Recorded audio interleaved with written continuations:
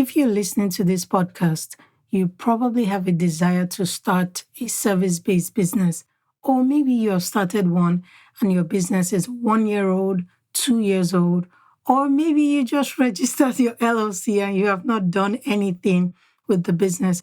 As new entrepreneurs, growth is always top of mind. We want to grow our business. We want to increase our revenue. We want to bring in more customers. But the challenge is we don't have big marketing budgets. We don't have the big money to be able to do the ads and grow our business. But I have good news. In today's episode, I'm going to talk about 3 inexpensive ways to grow your service-based business with zero money, with no money. Yes, you're just starting out or you've started. How do you grow your service-based business? Stay tuned as I dig into today's episode. I'd like to tell you about Start a Service-Based Business Community for Christian Women. It's a free Facebook community I created for Christian women who want to start a service-based business. If I just described you, please come and hang out with me on the free Facebook community. You will find support, clarity, and accountability on your new business journey. The link to join the community is in the episode description. I can't wait to see you there. Let's dig into today's episode. Hey sis, welcome to the Start That Business podcast, where you will find practical solutions that empower you to start your service-based business. I'm your host, Chichi Ukomadu, an entrepreneur, wife, mom of 3, and a Jesus follower.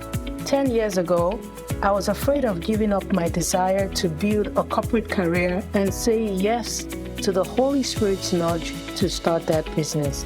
I believe personal fulfillment comes from letting go of your way and saying yes to God's way so you can become all you were created to be. If you're ready to find personal fulfillment, grab a cup of coffee, tea, or hot cocoa, and your favorite snack. It's time to take your first step to start that business. You know the one I'm talking about? Yes, that one you've been putting off for a long time. I'd like to introduce you to Jackie.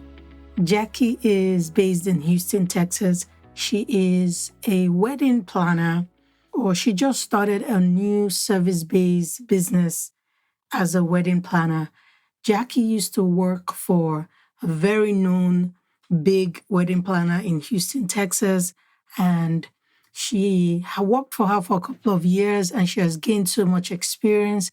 Jackie loves to organize events. She loves just planning and helping people bring their special events to life. So Jackie decided that it was time for her to go start her new service-based business. She started it this year, and now she's a new wedding planner. She's registered the business, and Jackie is like, how do I grow my business? Jackie just started, so she doesn't have a big marketing budget.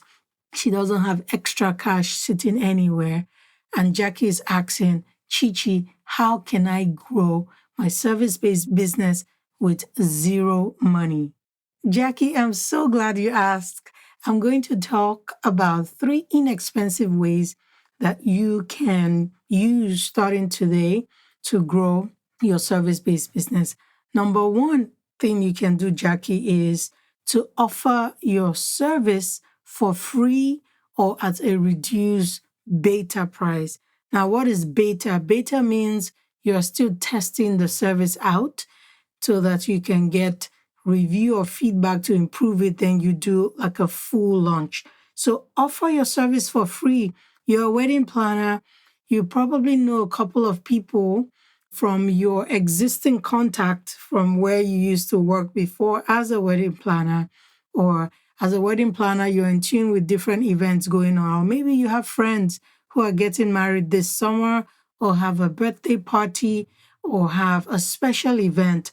Offer to be their planner for that event for free. What that does is you can do that to get feedback. You can do it in exchange for feedback. So let them know that, hey, I just started my wedding planning business or my event planning business, and I'm looking to build my clientele. I would love to offer you my services for free in exchange for feedback, in exchange for review, in exchange for testimonial. These are things that you can put on your website when you have one.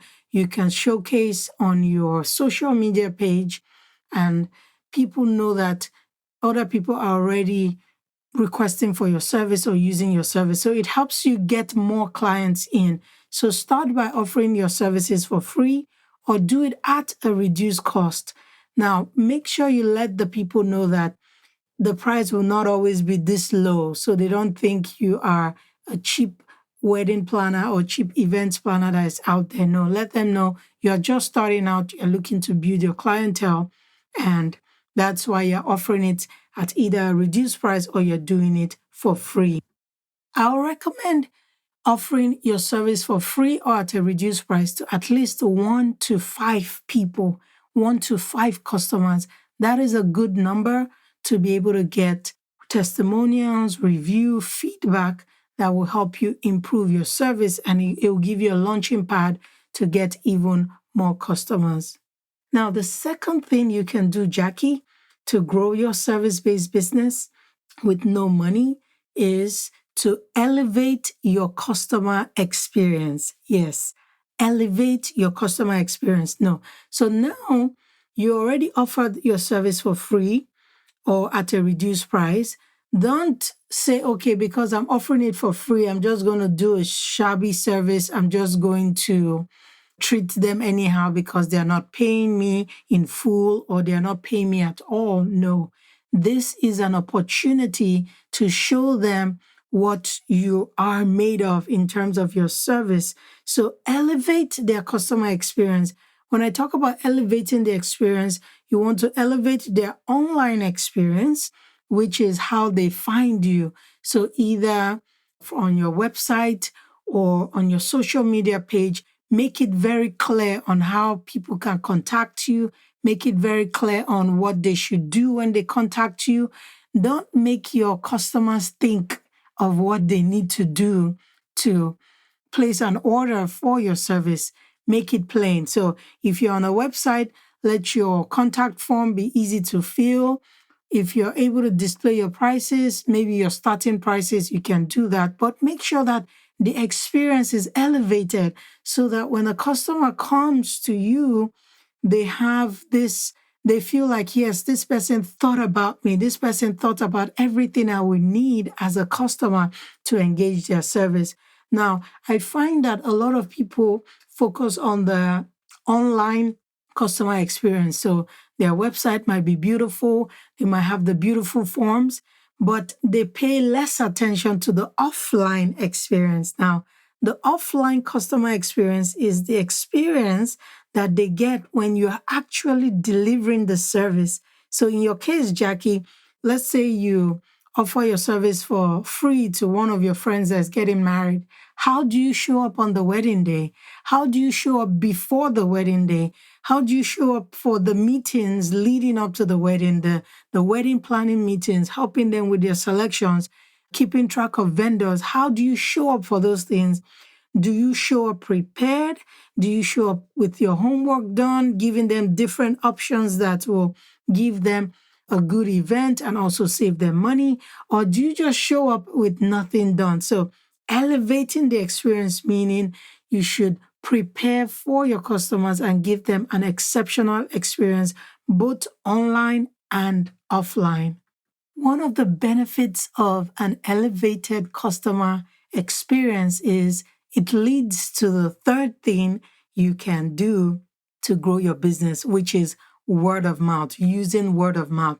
I find that whenever I have an elevated customer experience with a brand, whether it's a product brand or a service brand, I automatically become their ambassador.